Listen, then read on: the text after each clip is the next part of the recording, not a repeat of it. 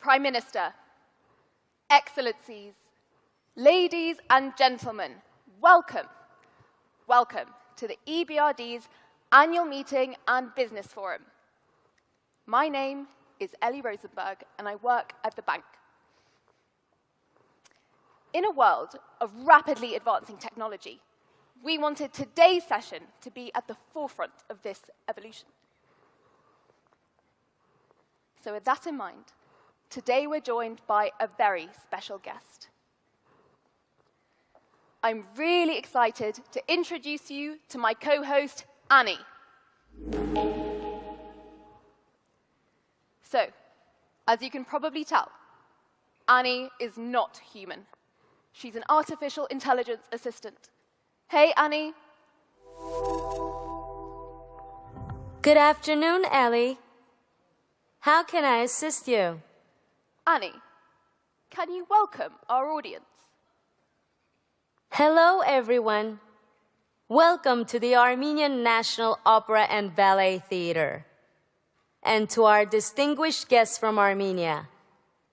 Barev, Bari Galust, ուրախ ենք տեսնել ձեզ այստեղ. Nice work. So, as this is our annual meeting, can you tell our guests what the bank has been up to since we were all last together? Certainly. Please wait while I learn about the EBRD. Go for it. But Annie, can you play us some inspiring music while we wait? Of course. Playing now. Annie, stop. Can we try something else? Something more uplifting?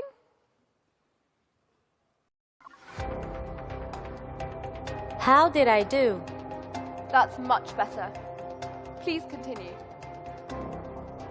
I will scan some of the EBRD's databases and the internet to learn about your organization.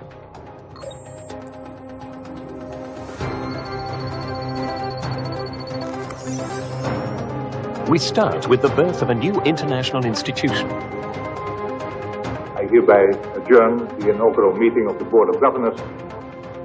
EBRD has been a true partner. For more than 30 years, the EBRD has worked across 3 continents. Its aim? To build open market economies. We invest in change. We invest in changing lives. The projects have focused on particular areas.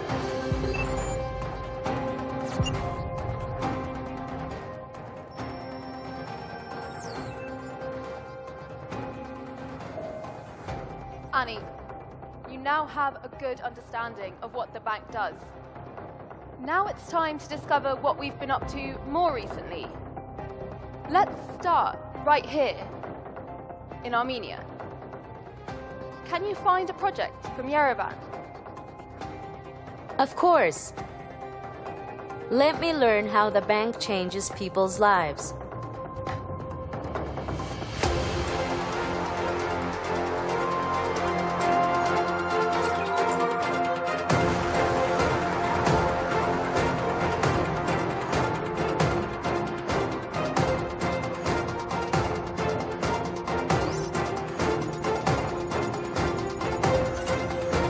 The idea was to build a place where the young generation can come and be exposed to the new technologies and be educated.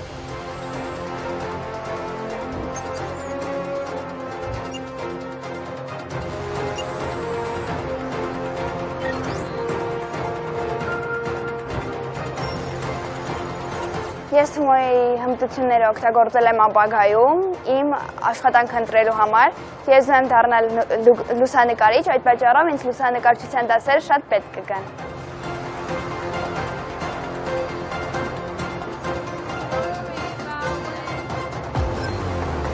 The bank continues to support the shift to the green economy. Now exploring a green project in Jordan.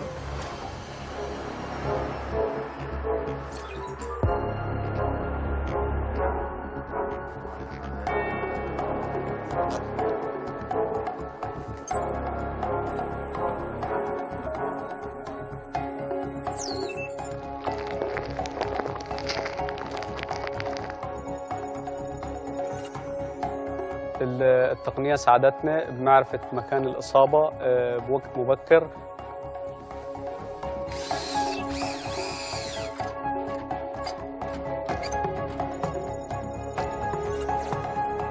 تقنية الذكاء الاصطناعي والصوت بتساعد المزارع إنه يقلل استخدام المبيدات، يزيد عمر الشجر ويعلي الإنتاجية.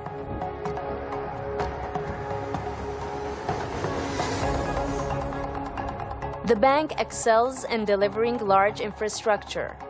Some of the most successful examples have been water projects in Central Asia.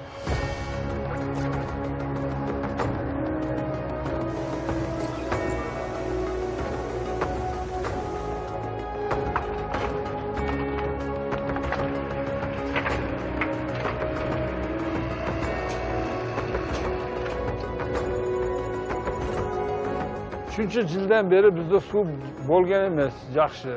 Endi mana hozir yaxshi nimalar bo'lib, suv kelib, yashashimiz o'zgarib.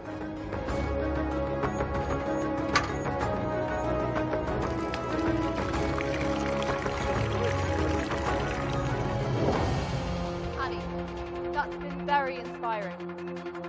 Could you now look specifically at the last year? The bank has had a particularly momentous 12 months. The capital increase and the agreement to expand into sub-Saharan Africa are among the most significant decisions in our history. The bank continues to respond to and weather global crises.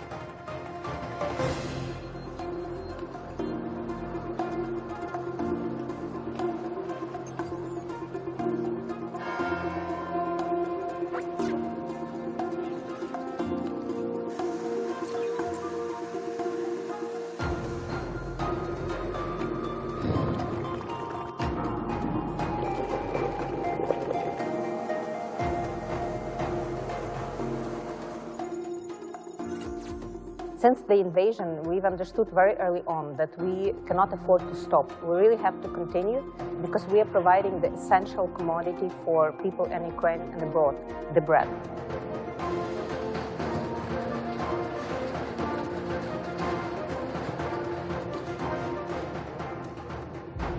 Annie, thank you.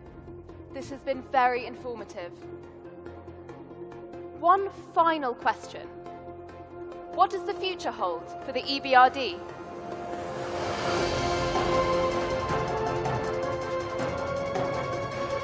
I cannot predict the future. However, I can see the bank is in good hands. A bigger, bolder bank that is fit for the future. Delivering impact together.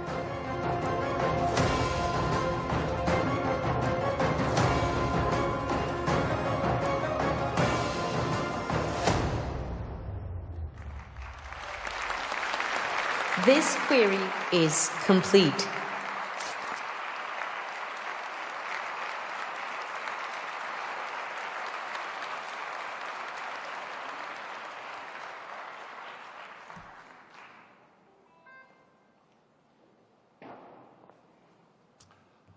Well, thank you, Ellie, and to all the production team for that great introduction to the evening. I should probably say thank you, Annie, as well. I think we might be hearing quite a lot from her in the future.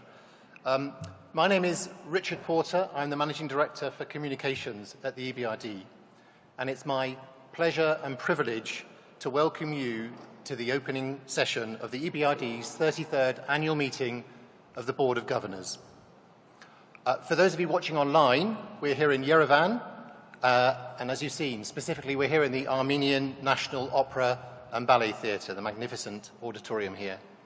And now we've set the scene, we're going to move on to the formal part of the afternoon, the early evening. And our VIP speakers are on their way to the stage. You can see them arriving, that's good, and we'll address you shortly. And just a few important things to mention. Following this, we will have a very exciting cultural performance prepared by our hosts. You really won't want to miss that. And the event finishes with a reception outside behind us here, outside the Opera Theatre. So please listen out for more information later so that you know what to do.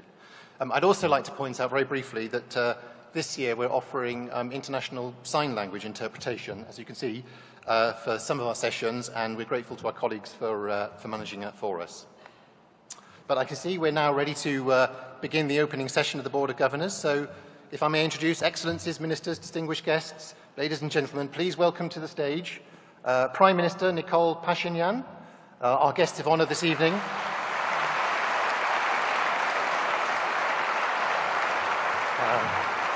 Please take a seat. The Vice Chair of the EBRD Board of Governors and our Governor for Lithuania, Gintari Skaista. The President of the EBRD, Odile Renaud-Bassot. And finally, the Secretary General of the EBRD, Kazuhiko Koguchi. If we can just wait a moment while we do some photos, when everybody's taken their seat, and then we'll be ready to start. Okay. Right, I think we are ready for the formal proceedings to begin. So may I invite Minister Skaista to the stage. Thank you.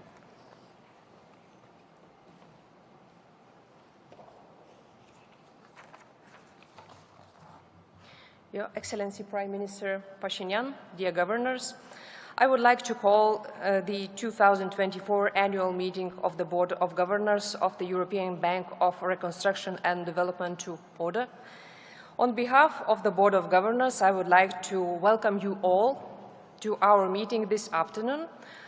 I would particularly like to welcome His Excellency Prime Minister Pashinyan, as well as all the host country dignitaries who are honored to have with us here today. As part of this opening session, there will be statements by His Excellency Prime Minister Pashinyan, by me as a Vice Chair of the Board of Governors, and by the EBRD President Odile Renaud-Bassot. Now I would propose that we adopt the agenda and approve the provisions related to the conduct of our meeting, which are included in the report of the Procedures Committee and have been circulated to all governors. Is there agreement that we adopt the agenda and the provisions relating to the conduct of our meeting?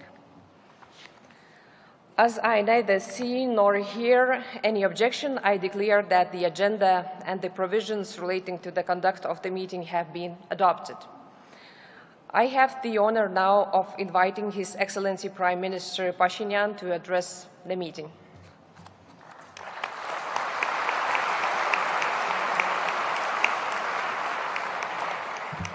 Thank you, ladies and gentlemen. I will speak Armenian, so please take earphones.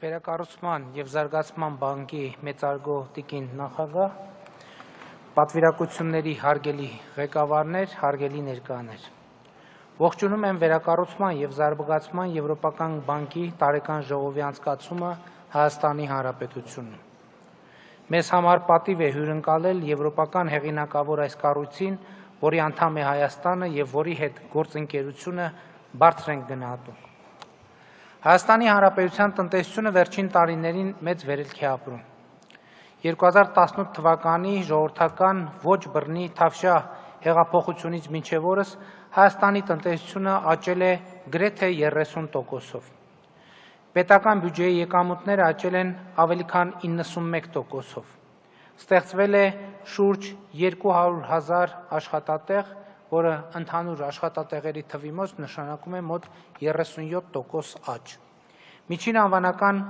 աշխատավարձը 2017 թվականի համեմատ աճել է շուրջ 87%-ով։ Մեկ շնչին ընկնող հնան գրեթե կրկնապատկվել է։ Եվ հաշվի առեք, որ այս ընթացքում նաև կովիդի համաճարակ ենք վերապրել, 44-օրյա պատերազմ, հումանիտար ճգնաժամ եւ 100,000-ից ավելի հայերի բռնագաղթ Լեռնային Ղարաբաղից, Հայաստանի Հանրապետության ավելի քան 200 քառակուսի կիլոմետր ինքնիշխան տարածքների օկուպացիա, ներքաղաքական եւ տարածաշրջանային սրացումներ։ Բայց հենց վերը նշված տնտեսական ցուցանիշների շնորհիվ են կարողացել դիմակայել բոլոր նշված մարտահրավերներին։ Պիտի արձանագրեմ սակայն, որ նշված տնտեսական ցուցանիշները արձանագրվել են հենց 2018 թվականի ժողովրդական ոչ բռնի Թավշյա հեղափոխության բերած փոփոխությունների եւ ժողովրդավարական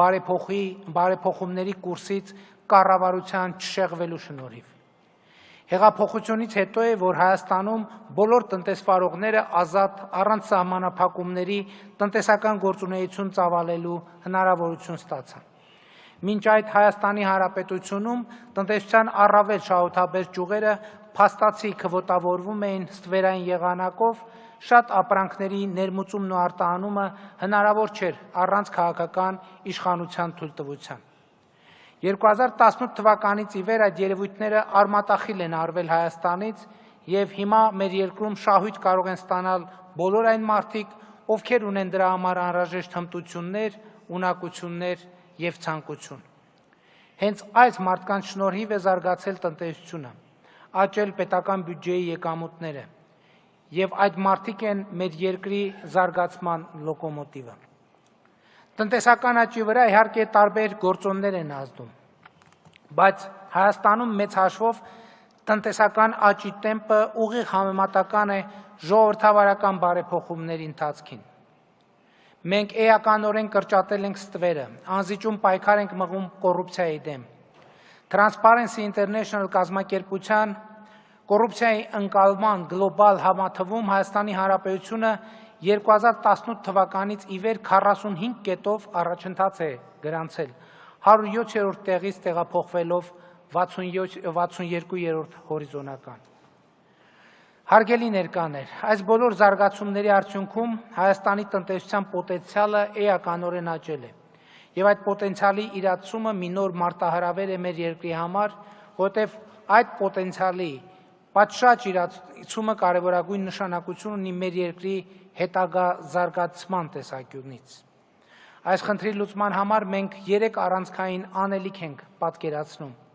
կրթության ոլորտի բարեփոխումներ, ինստիտուցիոնալ կարողությունների զարգացում, խաղաղության օրակարգի իրացում։ Կրթության ոլորտում մենք բովանդակային եւ ֆիզիկական ենթակառուցվածքների լավարկման ամենաակտիվ փուլում ենք։ Ընդունել ենք նախադպրոցական կրթության եւ հանրակրթության նոր չափորոշիչները եւ ձեռնարկել ուսուցիչների ատեստավորման գործընթացը, որի առանցքային նպատակներից մեկը ուսուցիչների աշխատավարձների կրկնապատկումն է որակավորման ստուգման եղանակով։ Նաև կրթության հասանելիությունը հանրապետության ողջ տարածքում ապահովելու համար ձեռնարկել ենք 500 մանկապարտեզի, 300 դպրոցի կառուցման աշխատանքները եւ իդեպ այս ծրագրի իրականացման ճանապարհին հաճախ զգում ենք հենց կրթության ոլորտի, պետական եւ մասնավոր ոլորտներում ինստիտուցիոնալ կարողությունների բացերը։ Ամեն դեպքում ուշադրության է արժանի այն փաստը, որ 2017 թվականի համեմատ 2024 թվականին կրթության ոլորտի բյուջետային ֆինանսավորումը ավելի քան կրկնապատկվել է, ավելի կոնկրետ ավելացել է 119%-ով։ Գիտության ֆինանսավորումը 2017 թվականի համեմատ ավելացել է 147%-ով, եւ այստեղ էլ գիտնականների աշխատավարձերի երբեմն եռապատկման պրոցեսներ են ընթանում։ Այս համատեքստում հատուկ կարևորություն ենք տալիս մասնագիտական կրթության եւ ուսուցման, ինչպես նաեւ բարձրագույն կրթության բարեփոխումներին։ Մենք ակադեմիական քաղաք նախագծի քննարկումների ակտիվ փուլում ենք։ Գաղափարը հետեւյալն է՝ զրոյց կառուցել ակադեմիական քաղաք, որը կդառնա երկրի բուհական եւ IT կենտրոն, ինչպես նաեւ ինտելեկտուալ ժամանցի սիրված վայր։ Ներդրողների ուշադրությունը ցանկանում եմ հրավիրել այս նախագծի վրա, որի գլխավոր հատակագծի պատրաստման աշխատանքները շուտով կավարտվեն։ Կրթության ոլորտի բարեփոխումները առանցքային են մեզ համար, որովհետև կրթության նոր որակը անհրաժեշտ է մեր երկրի հետագա առաջընթացը ապահովելու տեսակետից։ Կրթությունը նաև գործիք է ժողովրդավարությունը, հակակոռուպցիոն վարվելակարգերը, ինստիտուցիոնալ կարողությունների զարգացումը ապահովելու համար։ Ի վերջո այս բոլոր օրակարգերի շուրջ աշխատանքը անում են մարդիկ, եւ որքան շատ են բարձր որակավորում ունեցող մասնագետները, այնքան ավելի հեշտ է իրագործել ցանկացած անգամ ամենահավակնոտ նախագիծ։ Բայց գաղափարը միայն այն չէ, որ հաջորդ սերունդը կրթության անհամեմատ բարձր մակարդակ ունենա եւ ավելի մրցունակ լինի գլոբալ եւ տեղական աշխատաշուկայում եւ այդպիսով ավելի մրցունակ դարձնի մեր տնտեսությունը։ Խնդիրն այն է, որ կրթության ոլորտի բարեփոխումների ընթացքում մենք նույնպես սովորում ենք եւ ընդհանրապես կրթության ոլորտի մեր ռազմավարական հայեցակարգը կրթությունը ցկյանս գործընթաց եւ պետական գաղափարախոսություն դարձնելն է։ Ինչպես արդեն ասացի, բարեփոխումների զարգացման օրակարգի իրացման ճանապարհին մենք շատ հաճախ զգում ենք մեր կրթական համակարգի, կրթության նկատմամբ մեր արմատացած վերաբերմունքի բացերը, ինչպես պետական, այնպես էլ մասնավոր ոլորտում։ Մասնավոր ոլորտը նույնպես այսօր բարձր որակավորման մասնագետների կարիք է զգում, եւ սա հաճախ հարկավոր է արտադրության ինքնարժեքը նվազեցնելու, նոր շուկաներ մտնելու, արտադրության եւ աշխատանքի ստանդարտները զարգացնելու համար։ Իհարկե, կառավարությունը այս ամենին ուղղված ծրագրեր է իրականացնում, բայց նաև այդ ծրագրերը իրականացնելու եւ լավարկելու մեր կարողությունները զարգանալու կարիք ունեն։ Իսկ զարգացումը հնարավոր չէ առանց կրթության, առանց սովորելու։ Առանց սովորելու հնարավոր չէ ոչ մի ստեղծարար փոփոխություն։ Արդեն խոսեցի խաղաղության օրակարգի մասին, բայց առանց սովորելու հնարավոր չէ խաղաղ ապրել նույնպես, որովհետև մեր տարածաշրջանի որոշ երկրներ, օրինակ Հայաստանը եւ Ադրբեջանը, խաղաղ համակեցության փորձ եւ գիտելիք չունեն։ Անկախության առաջին օրերից նրանք հակամարտության մեջ են եւ քաղաքական բանակցություններից, խաղաղության սկզբունքներից անդին կա մի կարևոր նախապայման՝ սովորել խաղաղ ապրել, ինչը չափազանց բարդ գործընթաց է, որովհետև կրկնում եմ, թե մենք, թե Ադրբեջանը չգիտեն դա ինչ է, ինչպիսի տեսք ունի։ Ադրբեջանի դեպքում Հայաստանի, Հայաստանի դեպքում Ադրբեջանի հետ խաղաղ ապրելը անծանոթ երևույթներ են։ Իսկ այն ինչ չգիտես, առաջ է բերում անորոշություններ, մտահոգություններ, լարվածություններ, որոնք դու հասկանալիորեն բանաձևում եւ ընկալում ես քո ունեցած պատմական փորձի վրա, իսկ պատմական փորձն ասում է, որ դա հնարավոր չէ։ Ահա այստեղ է, որ գալիս է սովորելու անհրաժեշտությունը, որովհետև մարդկության պատմության պատմական փորձը մարդկությանը պիտի ասեր եւ համոզեր, որ տիեզերք թռչել հնարավոր չէ, եւ դա իրոք հնարավոր չէր այնքան ժամանակ, քանի դեռ մարդկությունը չսկսեց սովորել տիեզերք թռչել, ու հիմա տիեզերք թռչելով ոչ ոքի բացարձակապես չես զարմացնի։ Իսկ դա տեղի ունեցավ այն բանից հետո, երբ մարդկությունը սովորելով սկսեց ձևավորել գործիքներ, որոնք հնարավոր դարձրին այն, ինչ նախկինում թվում էր անհնար։ Այդ սովորելու ընթացքում մարդիկ են այրվել խարույկների վրա, բայց դրանից երկրագունդը չի դադարել պտտվել եւ սովորելու գործընթացը կանգ չի առել։ Հայաստանի եւ Ադրբեջանի պարագայում նույնպես խաղաղ ապրել սովորելու գործիքների կարիք ունենք։ Այդ գործիքներից մեկը կառավարության առաջարկած խաղաղության խաչմերուկ նախագիծն է, որի կարևոր կետերից մեկն այն է, այս նախագիծը միայն Հայաստանին եւ Ադրբեջանին չի վերաբերվում, բայց եթե այս համատեքստում նայեն, կարևոր կետերից մեկն այն է, որ Հայաստանն ու Ադրբեջանը միմյանց համար բացում են ավտոճանապարհները, երկաթգծերը, միմյանց տարածքներով խողովակաշարեր, էլեկտրահաղորդման գծեր, մալուխներ անցկացնելու հնարավորությունը, միմյանց տարածքային ամբողջականության, ինքնիշխանության, իրավազորության հարգման հիման վրա, հավասարության եւ փոխադարձության սկզբունքով։ Տարածաշրջանային կոմունիկացիոն ուղիների բացման այս սկզբունքները համաձայնեցվել են 2023 թվականի հուլիսի 15-ին Բրյուսելում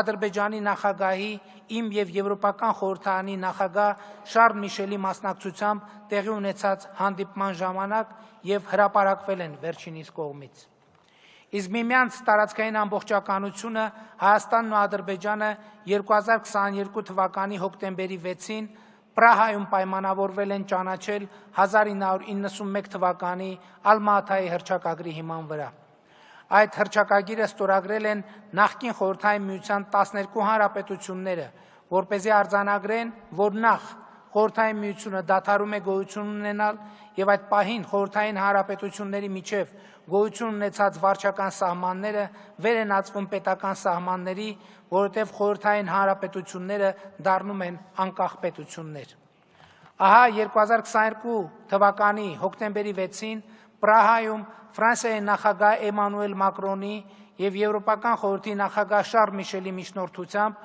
Հայաստանն ու Ադրբեջանը պայմանավորվել են, որ Ալմաթայի հռչակագիրը պետք է երկու երկրների միջև սահմանազատման հիմքը լինի։ Հայաստանի եւ Ադրբեջանի միջև սահմանազատման գործընթացը այս օրերին մեկնարկել է եւ պետք է դառնա այն գործիքներից մեկը, որ Հայաստանին եւ Ադրբեջանին կսովորեցնի խաղաղ ապրել։ Վերակառուցման եւ զարգացման Եվրոպական բանկի հարգելի նախագահ, պատվիրակությունների հարգելի ղեկավարներ, հարգելի ներկաներ, շնորհակալ եմ ձեր ուշադրության համար եւ հաջող աշխատանք եմ մաղթում վերակառուցման եւ զարգացման Եվրոպական բանկի տարեկան ժողովին։ Շնորհակալ եմ։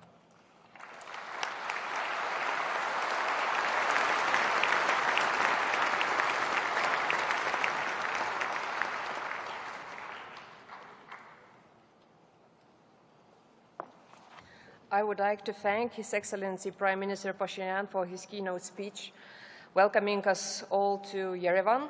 I should now like to address you as a Vice Chair of the Board of Governors.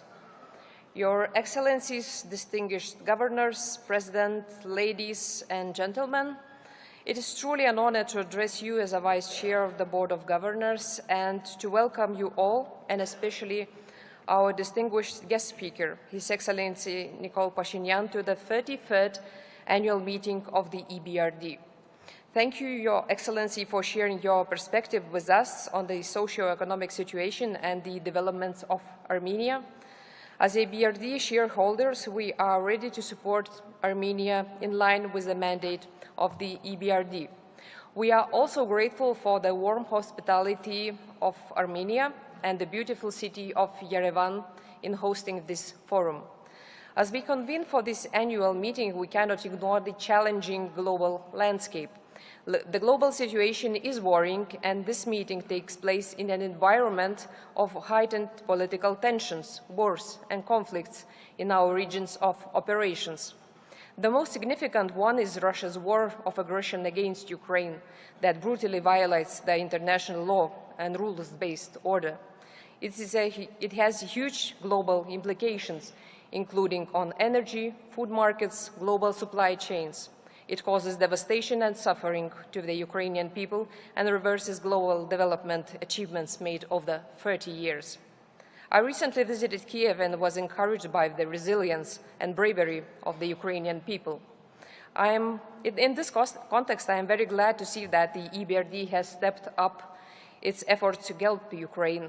The bank has been for a long time Ukraine's largest institutional investor and has increased its support following the Russian invasion. Since then, the bank has made a significant contribution to the real economy of Ukraine, extending 4.1 billion since the February of 2022. In 2023 alone, 2.1 billion provided, and some 300 million has already been deployed in 2024. The bank's financing has been directed towards both the public and private sectors aligned with core priorities: energy security, vital infrastructure, food security, private sector resilience, and trade facilitation. The EBRD must keep up the pace and continue to play an important role, mobilizing the necessary resources to continue supporting Ukraine's real economy now and the upcoming period. In order to help Ukraine further, as well as maintain support to other EBRD countries, a historic decision was made at the end of 2023. We approved the resolution to increase the bank's paid-in capital by 4 billion, bringing its capital base to 34 billion. This decision provides significant and sustained resources for investment in Ukraine's real economy, both in wartime and in the reconstruction, and helps support the EBRD's priorities in other affected countries. As my country, Lithuania, is located in a region negatively affected by Russia's war against Ukraine, we strongly value the EBRD's involvement and investments, which not only contribute to the development and resilience of our economy, but also gives us a signal of trust for private investors. With regard to the bank's capital increase, I am pleased to see that we had an inclusive process and good compromise were reached in a timely manner, for which our board of directors played a critical and constructive role, and I thank them for their hard work. I now invite all members to show their support by subscribing to their full allocations, as my country fully intends to do. We all know that budgets are stretched, but this is an investment in our shared future that will pay back several times over, including through our continued support to Ukraine and for the benefit of all the bank's recipient countries. 2024 was a historic year for the bank in another aspect. We, the bank's governors, approved amendments for the bank's founding agreement, enabling limited and incremental expansion of its operation to sub-Saharan Africa and Iraq, and approved membership applications by Benin, Côte d'Ivoire, Senegal, and Ghana through a written procedure. Tomorrow at our plenary, we will also vote on the membership of Kenya and Nigeria. Since our last annual meeting, Bank welcomed Iraq and Benin as its latest members, bringing total number of shareholders to 75. We are delighted to welcome the governors of Iraq and Benin who have joined us here today to their first EBRD annual meeting. The EBRD's limited and incremental expansion to sub-Saharan Africa and Iraq demonstrates the bank's ability not only to address the existing challenges in the war-torn Ukraine and the affected region, but also to take on new challenges and responsibilities, transferring its expertise, particularly involving the private sector and in this important new region. As members, we now need to do our part by formally accepting the resolutions we ourselves approved last year in Samarkand. I'm sure the President will elaborate more on the bank's operational performance last year. I just would like to stress more generally that the EBRD achieved record volume and number of investments, green financing, disbursement, support to the private sector, and number of projects with a gender component. The EBRD financed 464 projects in 2023, with the vast majority of investments in the private sector. The overall amount of investment in the bank unlocked from all sources in 2023 amounted to 26.2 billion. I would like to stress the importance globally, and particularly for the EBRD regions, of the green transition, and to pay tribute to the work of EBRD in this regard. Green transition is the only way to achieve energy independence and to increase the resilience to future shocks. However, it requires huge investments that cannot be covered by public finances alone. International financial institutions are therefore key partners in helping their members to achieve ambitious goals. I am particularly pleased that the EBRD is making an effort and focusing its investment on sustainable and green transition solutions in the regions, including in my country, Lithuania. Turning to our agenda for this annual meeting, I would like to highlight tomorrow's plenary session, where we will provide guidance for the bank over the next strategic capital framework period. Your voice really matters, and I know management and the board of directors will take careful note of what they hear before the drafting of the next 5-year strategy gets underway. The SCF comes back to us for final approval next year at the London annual meeting. We have another important decision to take tomorrow, the EBRD presidential elections in the morning. This will be followed by the high-level panel discussion, multilateral development banks working together as a system. As shareholders in many different MDBs, we are often pushing them to collaborate more together, and the discussion should provide some useful insight into this issue. So I'm grateful to see such distinguished representation from ADB, EIB, and the World Bank here in Yerevan. In conclusion, having outlined the major achievements of the EBRD over the past year, I would like to pay special tribute on Governor's behalf to the EBRD staff and President for their dedication and hard work. The theme of this EBRD annual meeting and business forum is delivering impact together. I'm sure that our discussions and decisions over the next days will make a major contribution to enabling the EBRD to deliver impact, together with many other public and private sector partners. I would like to thank once again the Armenian and Yerevan authorities for their great hospitality hosting this EBRD annual meeting. My colleague, the Dutch governor, is arriving later today and will preside at tomorrow's plenary session. Ladies and gentlemen, thank you. Madam President, on behalf of all governors, thank you and your dedicated staff for everything you and your staff have done, are doing, and will do in support of the bank's mandate. Dear Odile, thank you for your leadership. We look forward to hearing your perspectives on the challenges ahead.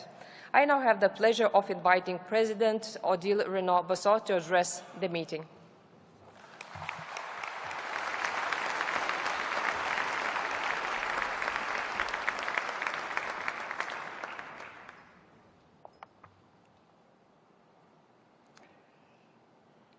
Prime Minister, Your Excellencies, Governors, colleagues, ladies and gentlemen, welcome to the EBRD's 2024 Annual Meeting and Business Forum. And welcome to Yerevan, a city with nearly 3,000 years of history to its name already. The theme of this year's event is delivering impact together. This city and this country show what that means. Our total investment in Armenia to date is already over 2 billion euros, and we expect the 2024 figure to break new ground and be significantly higher than in the past.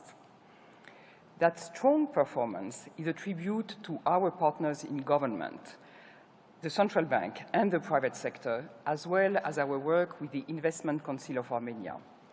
And Yerevan itself, one of the first city members of our Green Cities program. This annual meeting and business forum and its success are also testament to the hard work and generous hospitality of our host, for which many thanks.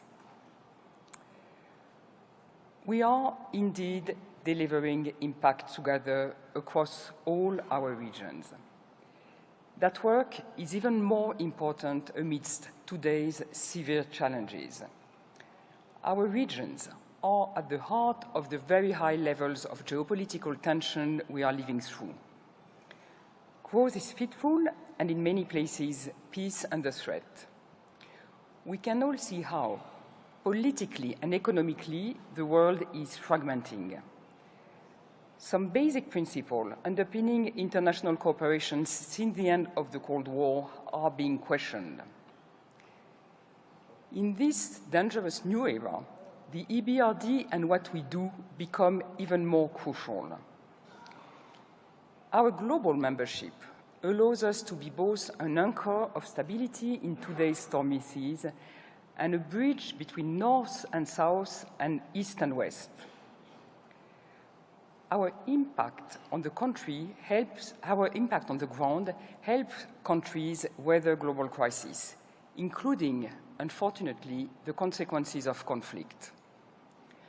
Only last autumn, Armenia had to welcome 100,000 refugees, an emergency it coped with impressive speed. And the bank is assisting with its refugee response plan, helping ensure access to finance for those displaced, protecting livelihoods, and supporting infrastructure. The ongoing fighting, loss of civilian life, and devastating destruction in the Middle East are a source of great pain and distress. We are playing our part to help. The EBRD was the first IFI to provide a funding package to the West Bank's private sector, which is key for economic stability after the events of last October. And we stand ready to do much more when reconstruction in Gaza begins. And Russia continues to wage a terrible war of aggression against Ukraine, occupying its territory, bombing civilians, and trying to destroy its infrastructure. After more than 2 years of massive destruction and loss of life, the resilience of the Ukrainian people remains remarkable. Our duty, our moral duty, is to continue to back their bravery.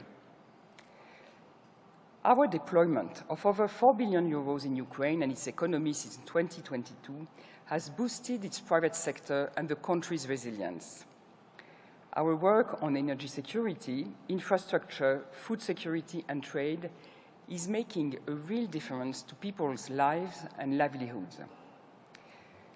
We are very grateful for all the support you, our donors, gave us to help make that happen. The capital increase you, our shareholders, agreed to at the end of last year will equip the bank to navigate these very turbulent times and to grow bigger. It will enable us to keep investing in wartime Ukraine at current levels and help provide significantly more funds for reconstruction when peace returns. But it also supports the bank's activity in all our regions, many of which have been affected directly or indirectly by these wars. That capital increase and the speed with which we, as an institution, prepared the case for it, and you provided approval, was one of the signal achievements of the last 12 months, and a symbol of multilateralism at its best. But there were many operational highlights over the last year. Record investment volume and number of projects, record green financing, record support for the private sector, record disbursement, and a record number of projects with a gender component. We also mobilized a record 26.2 billion euros of additional private sector finance. More is needed, and we will focus on scaling up the levels of investment from all sources we unlock. And the bank's financial results rebounded last year from the initial adverse impact of the war on Ukraine to return a very healthy profit of 2.1 billion euros. With our 3 key strategic priorities, we also helped our countries to deal with global challenges. The climate crisis is accelerating and already taking a toll on our countries through droughts and floods. This is why we are so focused on deepening our support for the green transition. For example, we were instrumental in the launch of North Macedonia's platform to phase out coal-fired electricity and deploy 1.7 gigawatts of renewable energy by 2030. Promoting human capital resilience and equality of opportunity by protecting jobs, livelihoods, peoples, and communities have never been as important as now. And I'm particularly proud of the way we are helping our Ukrainian clients integrate veterans into the labor force. Only last month, together with the National Bank of Ukraine, we launched a new initiative to enable veterans to access finance and find jobs.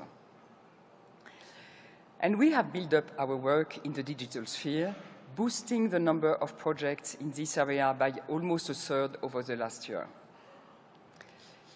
We have indeed delivered impact across the themes of green, equality of opportunity, and digital you asked us to prioritize in the current strategic and capital framework. We have also proved ourselves highly adaptable and agile. In the face of the shocks of war and natural disasters, such as earthquakes in Turkey and Morocco, we have had to. Our thoughts are now turning to the future and the next SCF period. We already know that thanks to your vision and support, the bank will take its unique business model to sub-Saharan Africa, with Benin already a new shareholder, and Iraq, another of our new members. This launches a very exciting new chapter for the EBRD. Our focus on building open market economies attractive to private sector investment is the right one for our new frontiers as well as our existing regions. We also know that the global context in which we will be operating will be tough. Many of our countries will benefit from new supply chains, the shift to renewables, and the world's growing reliance on critical raw materials. But the transition and development challenges remain daunting. And the world needs a step change in the flow of capital to our markets if it is to meet them. We are already delivering impact together with our partners. I believe we can do even more as our internal transformation agenda helps us grow increasingly agile and efficient, and our culture encourages further innovation and engagement. Let me finish by saying this. The world around us is as volatile now as any of us can remember, and much will be at stake in the years ahead. Some may be tempted to turn in on themselves, but that would leave us divided, undermining our cause. For those who believe in multilateralism and want to accelerate our transition to a more sustainable world, this is the time to press on, together. The MDBs know that full well. We are increasingly pooling our forces and operating more and more as one system. The future will be challenging. It will certainly be exciting. What we do really will build a better future for our regions and for our children. Delivering more impact, transforming economies and lives, and doing so together. This is what we will continue to strive for. Thank you.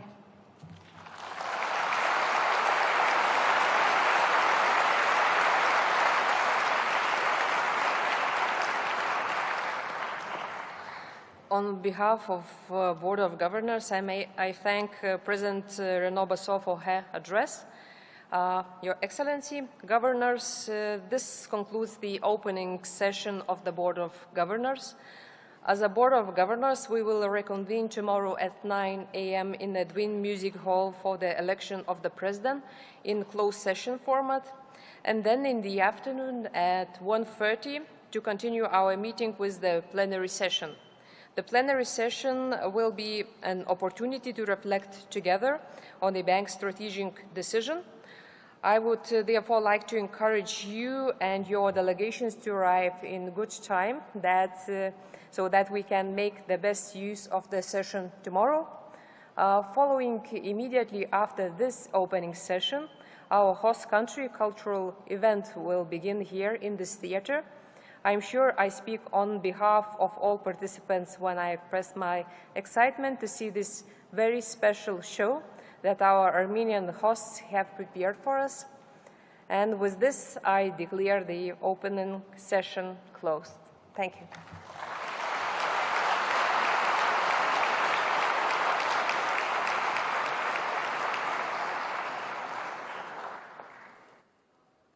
So just please stay seated for a little while longer while we get ready for the performance that the Minister just mentioned, and to allow time for our VIP guests to get back to their seats behind you. We're going to transform the stage in a minute. We're going to very shortly play a short video while we do that. But as I say, if you just wait there, and just to say, immediately after the performance, there will be a reception which is in the foyer outside behind us and also in the square outside as well. So we look forward to that. But for now, just while we prepare, there'll be a short video which we'll play now.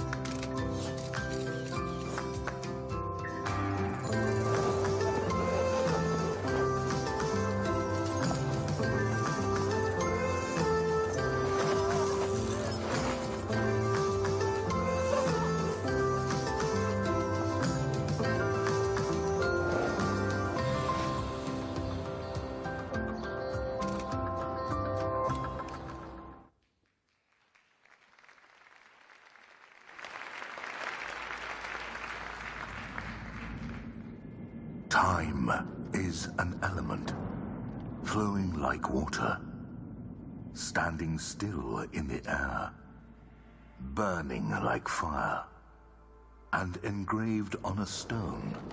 Time is a number. Time is a word. Time is the alphabet of life. So explore and manage your time. Letter R, Arev, sun.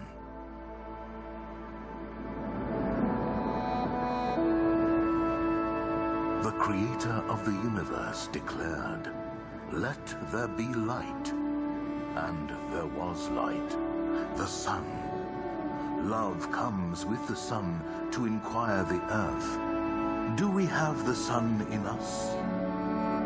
The sun is the everlasting envoy of the light born every day.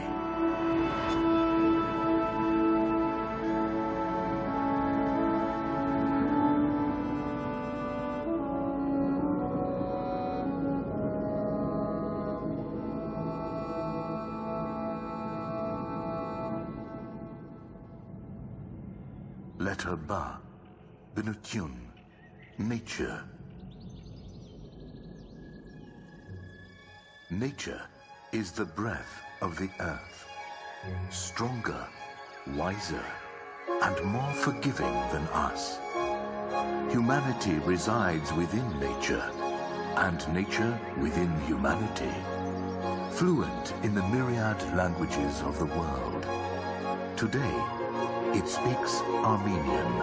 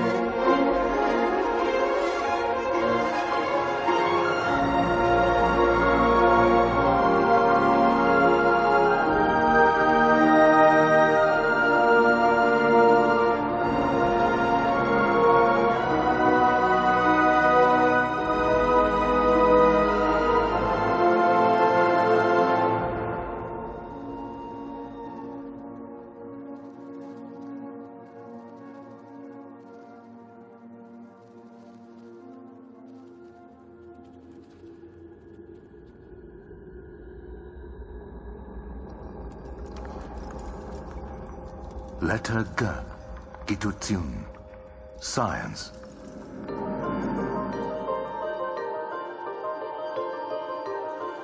The Armenians saw nature's brilliance and learned, creating a map of knowledge.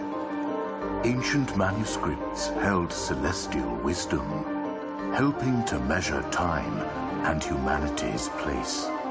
Science became a symbol of human advancement, sparked by Armenian ingenuity.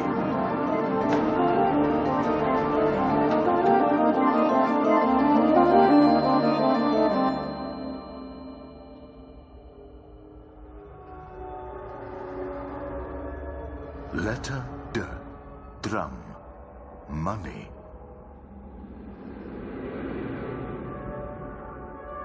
As the human mind reached beyond limits, man began minting coins like those of Tigranes the Great, unlocking pathways to security.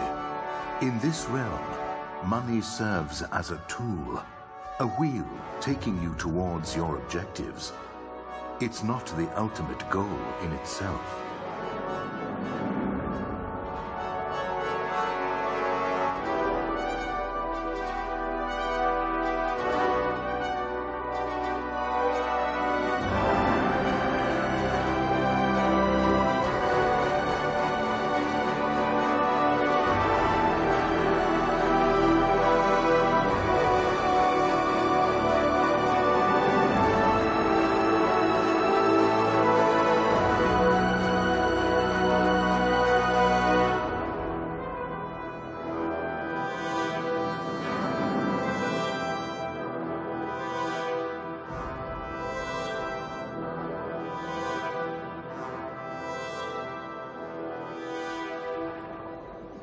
Letter Ye, Yerak, vein. Roads like veins linked together via open gates, facilitating the flow of lifeblood where it's required. Starting small, they expand into a vast network, akin to a beating heart. Veins gravitating towards each other.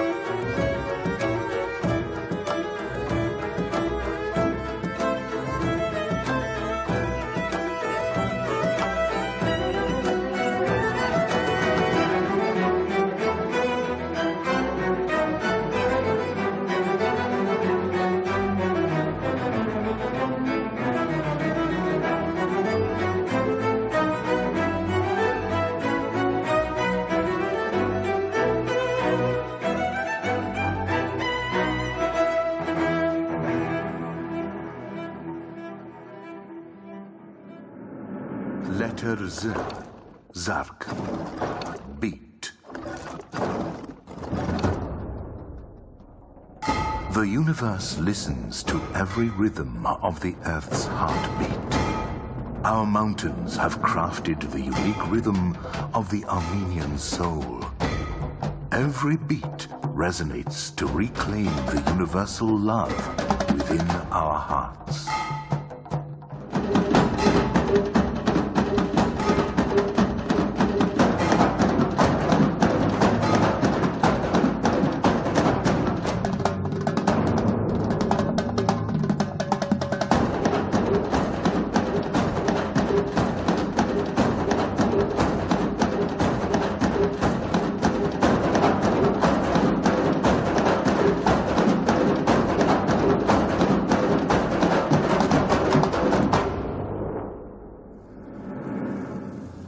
Letter E, Energia, energy.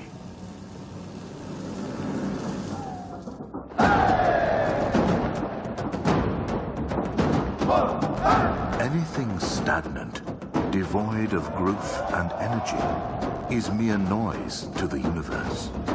Their life's essence is energy, endless, robust, and unwavering. Energy is synonymous with Armenians.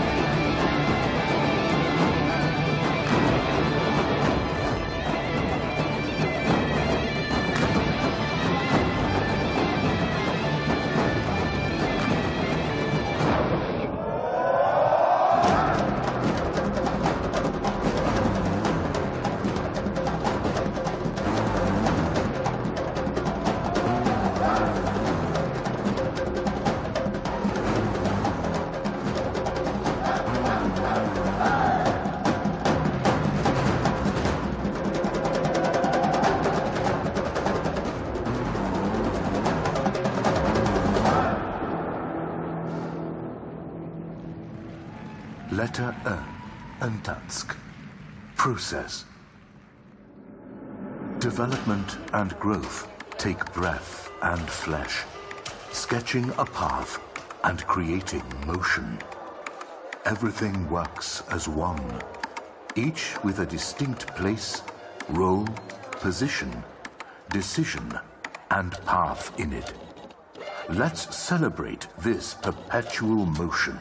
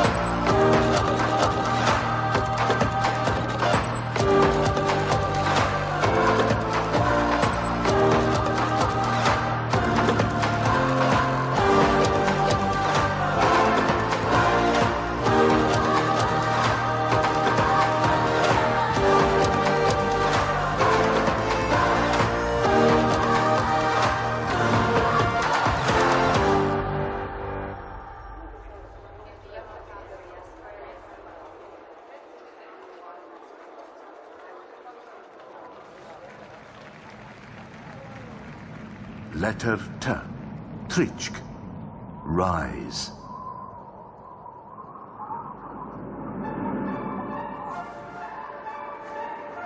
The Armenians' journey of progress began with a dream to soar and innovate. Flight is a genius invention of nature. Armenians found its secret and key by defying gravity, taking flight and ascending to great heights.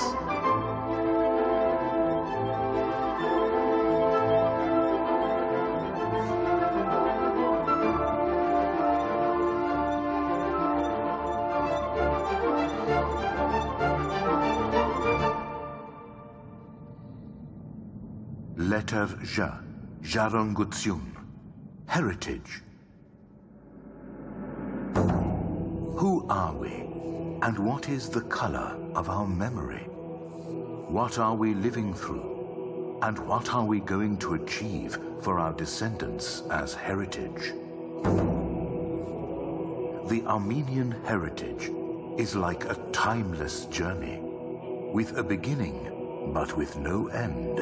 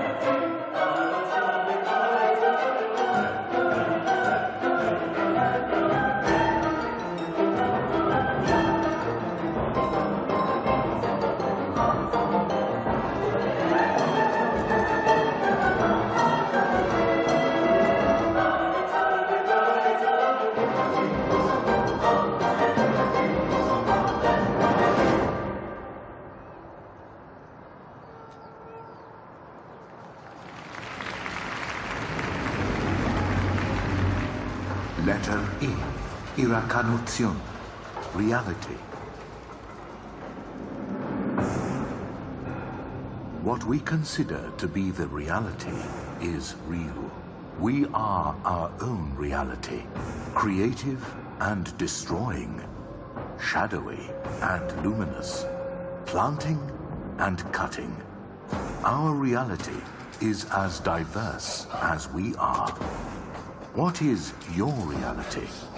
The reality of the world is at stake.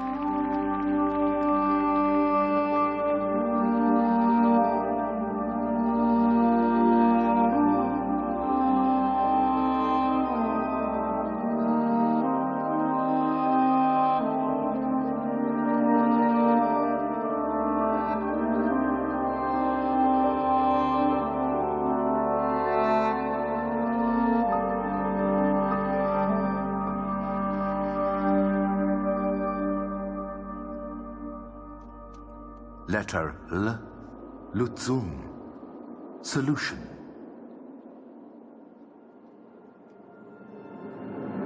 The solution exists. He is the solution. They are the solution. They come to establish the peace.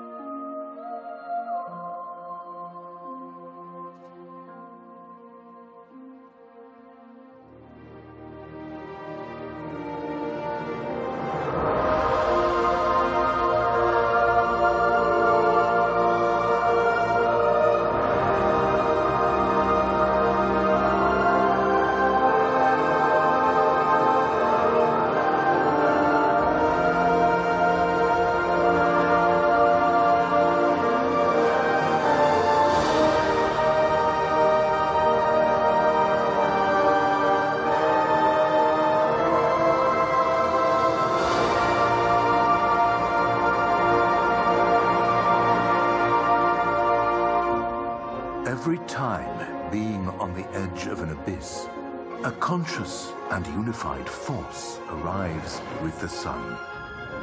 To be close to nature, to open the gates of science with money, to collect the lifeblood flowing through the veins, so the energy does not cease, during which the flight reminds us of the golden heritage, which today, in this reality, can bring us the only and correct solution.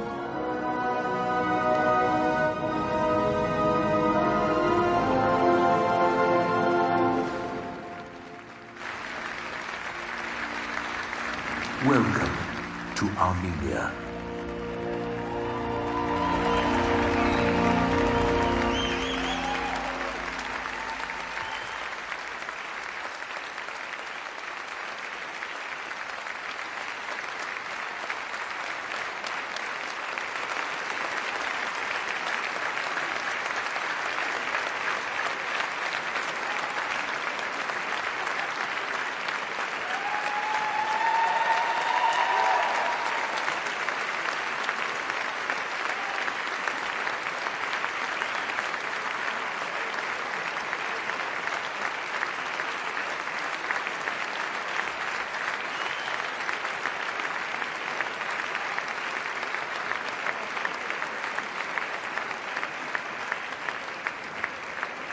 Ladies and gentlemen, we cordially invite you to an open-air reception for all participants of the EBRD Annual Meeting and Business Forum in Opera Square.